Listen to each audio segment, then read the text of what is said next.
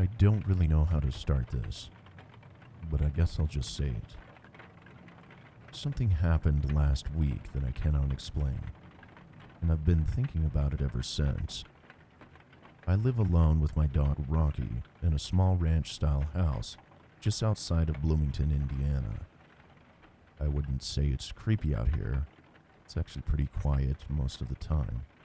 Lots of trees, open space, fields, exactly how I wanted it.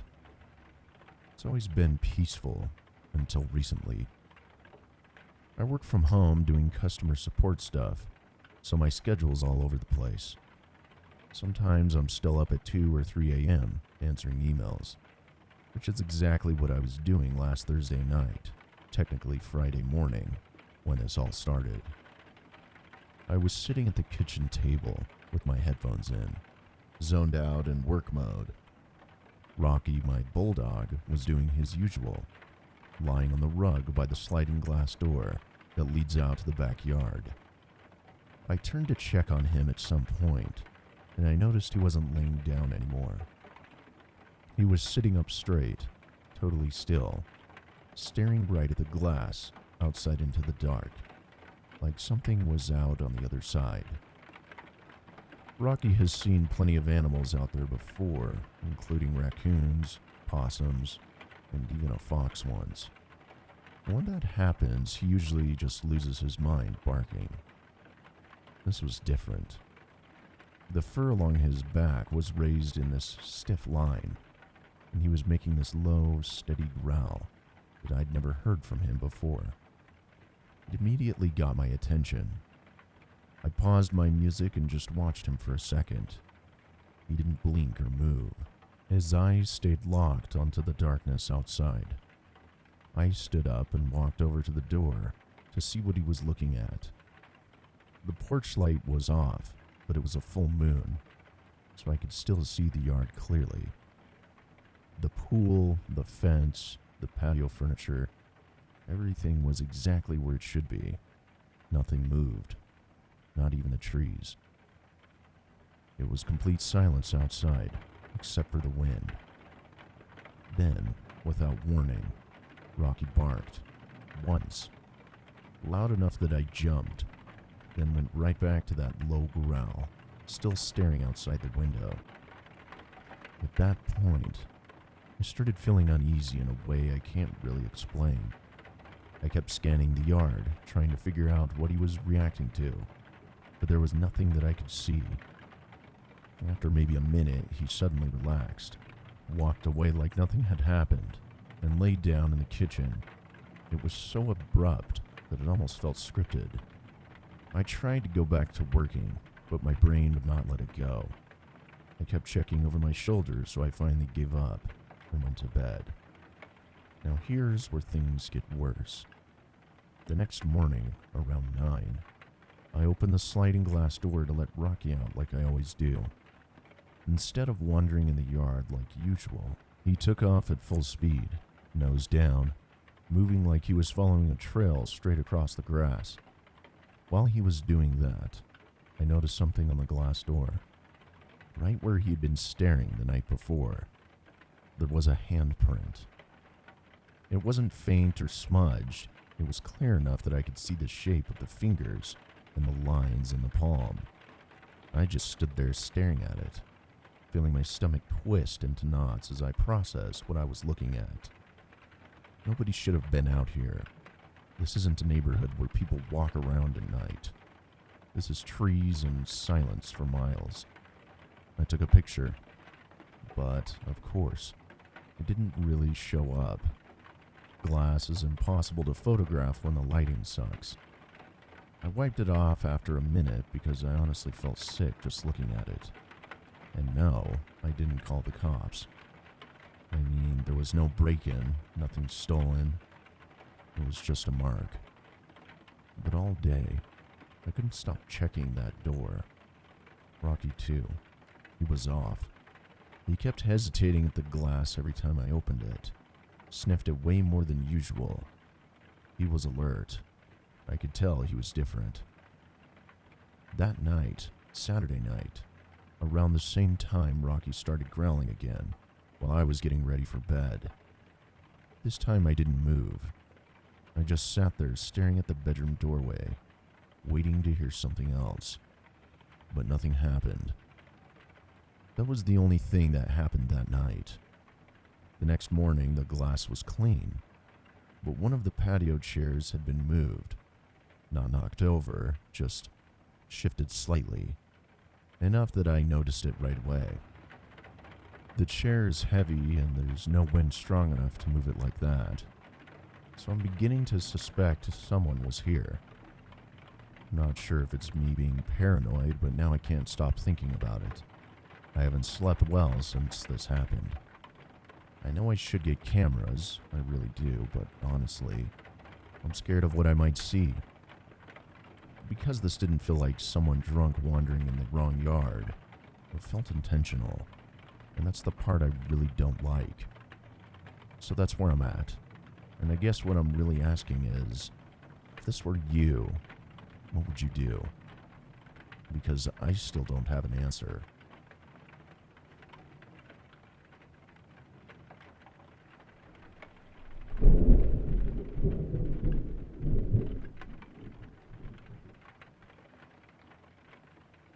For a long time, there was a strange memory from my childhood that didn't feel especially important. It wasn't until years later, when I replayed it with adult eyes, that it started to bother me. When I was growing up, it was just me and my mom. She was raising me on her own and working constantly to keep us going in a small 2-bedroom house. It wasn't much to look at, but it was home. The neighborhood was a little shady, but at the time, it was home. It felt stable and safe enough. While we lived there, our house was broken into twice. The first time happened late at night while we were asleep. Someone forced their way in through a small office window and took my mom's work laptop. That was the only thing missing. We called the police, they came by, wrote everything down, and left. Nothing ever came of it after that. The only thing that changed was my mom became more cautious afterward. She started checking windows more carefully before bed, and eventually installed a basic security system, just for peace of mind. We assumed that would be the end of it, but then the second break-in happened, and that's one that stayed with me. That afternoon, I wasn't feeling great, and ended up falling asleep on the living room couch, with cartoons playing softly in the background. The couch sat directly across from our front door, which had this large glass panel that looked straight into the living room from outside. If you stood on the porch with the lights on inside, you could see almost everything in that room. That thought never crossed my mind back then. I was just a kid trying to rest. My mom came home around 7 that evening and woke me up. She suggested we go see a movie, since I had a rough week.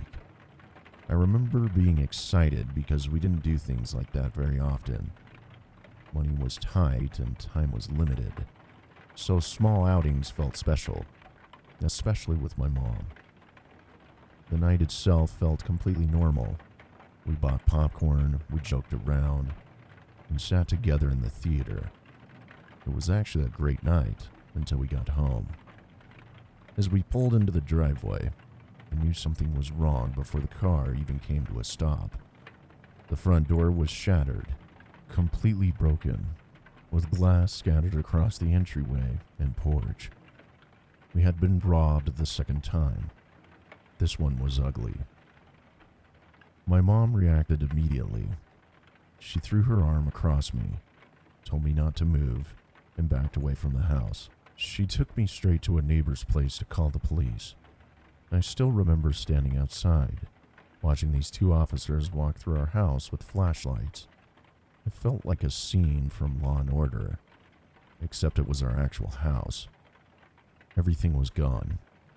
Electronics, jewelry, my mom's purse, even my ancient Nokia brick phone. All of it. We didn't go back inside that night. We went to the police station and stayed with a friend afterward. Not long after, my mom found a new place for us, somewhere with better security and neighbors who felt more present. For a long time, that's where the story ended in my head. But years later, something finally clicked. I was older, sitting in a different house, and I remember staring at a glass door late at night and feeling uneasy without knowing why. That's when the memory came back in a way it never had before. I realized that afternoon, when I'd been asleep on the couch, I had been lying directly in front of that glass-paneled door, the same door that was smashed later that night. Someone had been outside, watching me. They saw me asleep. They saw the layout of the room. They waited for my mom to come home. They waited for the lights to turn on. They waited until we left. And then they went in. The realization didn't hit me until I was much older. And once it did, it changed the way I thought about that night entirely. This wasn't random. It wasn't someone wandering through neighborhoods, hoping to get lucky. It was someone paying attention and choosing the right moment.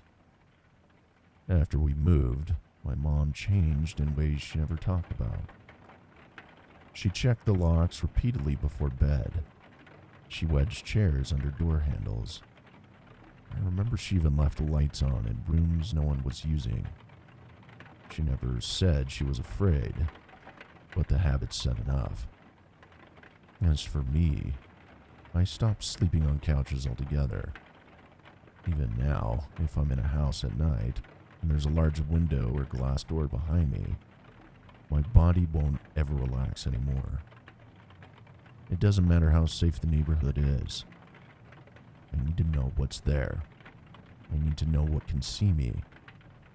Because I learned something early on that never really faded. Sometimes, someone is watching, and oftentimes, you have no clue.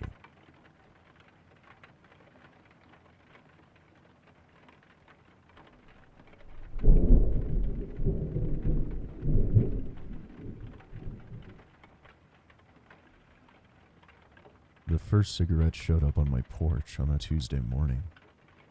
At the time, it was just me and my 6-year-old son, living in a small rental outside Spokane, Washington. The house sat off a quiet road with a lot of space between neighbors, so it always felt pretty private. I don't smoke, and I never have. No one close to me does either, which is why it stood out immediately. When I stepped onto the back porch and saw a cigarette near the steps, I assumed it must have blown in or that someone had cut across the yard at some point. I picked it up, threw it away, and went on with my day. A few days later, there was another one in the exact same spot. That got my attention. It was still small enough to explain away, but it didn't sit right with me. When a third cigarette appeared, it stopped feeling random. What bothered me wasn't the cigarette itself. It was the realization that someone had been standing on my porch at night while my son and I were asleep inside. That same evening, I bought a basic motion camera from Target and mounted it above the porch, angled toward the steps. I told myself I was just being cautious. The next morning, the porch was clear, but in the grass, just a few feet out and barely outside the camera's view, there was another cigarette. It didn't look tossed there. It looked set down on purpose. After noticing it, I checked the footage from the night before. There was a clip recorded a little after 2 in the morning. I opened it expecting to finally see who had been coming up there. Instead, the video showed a small orange glow in the darkness. It flared brighter for a second, the way a cigarette does when someone takes a drag, then dimmed and drifted out of frame. I couldn't make out a face or a full figure, just that ember hanging in the dark for a moment before disappearing. The cigarette in the grass lined up exactly with where the glow had been. I called the police. An officer came out, watched the clip, and suggested it might be a neighbor standing nearby to smoke. He reminded me that someone being outside wasn't illegal and told me to call again if anything escalated. I remember just standing there thinking. He wasn't standing out on the sidewalk. He was on my damn porch. That's my property. I didn't understand how that didn't count for something, but the officer didn't seem concerned, and I could tell I wasn't going to get much more out of that conversation, so I kept recording. Some nights the camera picked up nothing at all. Other nights it caught that same brief flare. Occasionally I would see part of a hand or the edge of a shoulder, enough to confirm it was an adult man, but never enough to clearly identify him.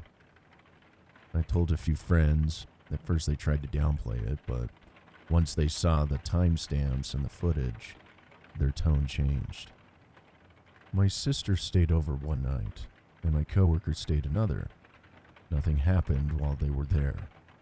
Within days of being alone again, another cigarette showed up. You couldn't make this up. That was when I stopped convincing myself it was harmless. I didn't tell my son what was going on. I turned locking the back door and into a routine, and made it seem like a game.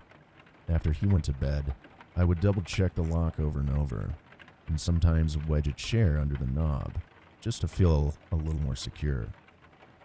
Whoever it was never left more than one cigarette, and it was always placed in roughly the same area.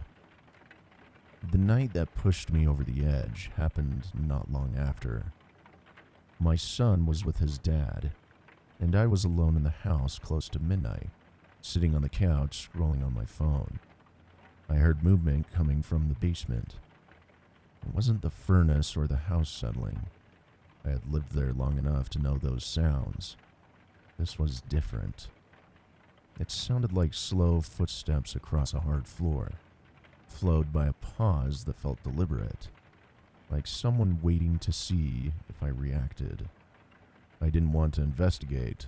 I grabbed my phone, ran out of the front door barefoot, locked myself in my car, and called the police. 2 officers searched the entire house, including the basement.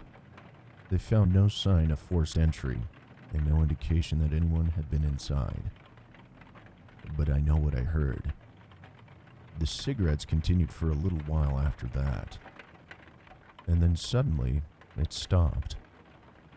There were no alerts, no glow on the camera, nothing left behind. Weeks passed, and I started to believe it might finally be over. Then winter came. After a heavy snowfall, I opened the back door one morning and saw another cigarette in the same place as before. This time, there were footprints in the snow, leading away from the porch. They went about 10 feet into the yard and then ended abruptly. There were no tracks coming back toward the house, and beyond that last print, the snow was smooth and untouched. I stood there staring at it for a long time, and even in the cold air, I swear I could smell cigarette smoke. I never found out who it was. That was enough for me. I broke the lease, paid the fee, packed up my son, and moved within a week. We live in a second-floor apartment now without a porch or a basement. I feel safer there, and that matters more than anything. I still think about those nights sometimes. The glow on the camera, the way the cigarettes were left behind, the sound in the basement, the footprints that stopped in the middle of the yard. I don't know what he wanted, and I don't think I ever will.